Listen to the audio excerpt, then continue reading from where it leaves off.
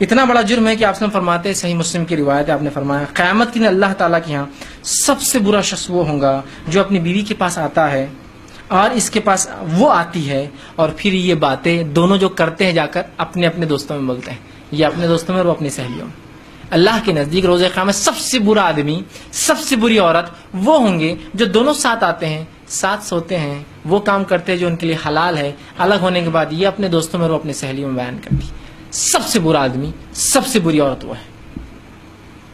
لیکن آج تو ہمارے پاس بہرحال یہ ایک دم کامن فینومینا ہے، بلکہ ہمارے پاس ایک غلط فہمی تو یہ ہے کہ ولیمہ تب حلال ہوگا کہ اگر ہم بستری ہوئی تو وہ صبح جب ولیمے میں آتا دوست یا رشتہ دار بولتے حلال ہے کیا ولیمہ؟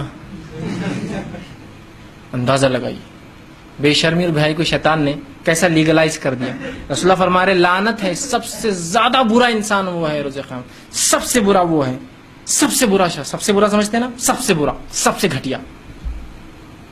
اور ہم پوچھ رہے ہیں ایک دوسرے سے، ارے یہ پوچھنا تو چھوڑ دیجیے، میں ایک واقعہ سناتا ہوں آپ کو۔ صرف ایک صاحب تھے، ان کا نکاح ہوا، نکاح ہونے کے بعد وہ بڑے پریشان نظر آئے، باتیں آ جاتی ہے بہرحال، پھر پہنچ جاتی ہے، اڑتے اڑتے آ جاتی ہے، لوگ بیان کرتے ہیں۔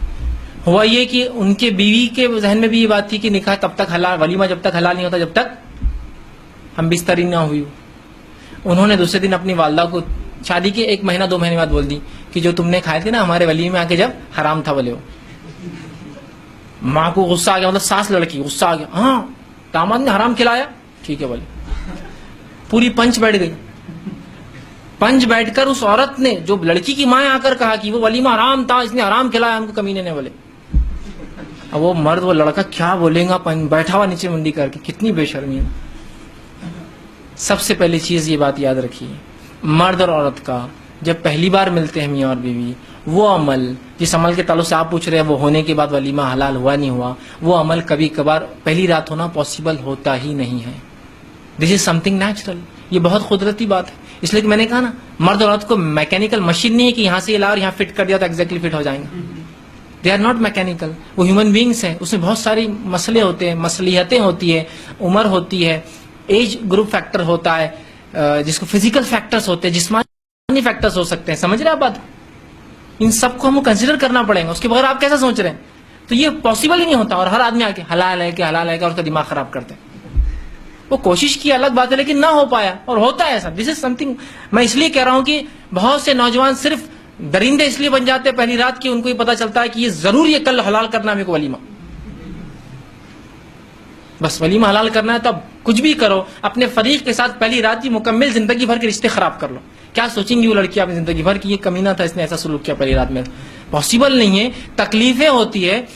میں بتا رہا ہوں نا آپ کو، ڈاکٹر دواخانے جانا پڑتا ہے، اس حد تک نوبتیں آ جاتی ہے۔ اس لیے بس ولیمہ حلال کرنا ہے اپنے کو، ولیمہ حلال کرنا ہے اپنے کو، ٹھیک۔ تو میں کہتا ہوں ایسے لوگ جو سوال کرتے ہیں نا، ان کو نزدیک بنا، ادھر آئیے بولنا، اور ایک زور سے کھینچ کے دینا، حلال ہے بولنا، جاؤ حلال ہے۔ کسی کو اور سوال ہے بولنا؟ رسول اللہ فرما رہے سب سے برا شخص جو بولے، اور تم پوچھ رہے ساس کیس ڈال رہی ہے اپنے داماد پر کہ حلال نہیں تھا، تعجب کی بات ہے، اللہ رحم کرے، کیا جہالت بولیں گے۔ کبھی توحید اور شرک پر ایسا نہیں ہوا کہ یہ شرک مشرک ہے اس لیے آپ کبھی پنج بٹھایا جائے، یہاں بٹھا رہے برابر۔ کیا عجیب بات ہے، کیا مطلب اس کے بارے میں غلط فہمیاں ہم میں پائی جا رہی، اندازہ لگائی۔ تو ولیمہ حلال ہے پوچھنا یہ حرام ہے، یاد رکھیے۔ اس لیے کہ اگر وہ ہاں کہیں گا مطلب وہ بتا رہے کہ ایسا ہوا، تو آپ یہ نہیں کہہ سکتے کہیں یہ بے شرمی کی بات ہے، شریعت مجھے اس کی اجازت نہیں دیتی ہے۔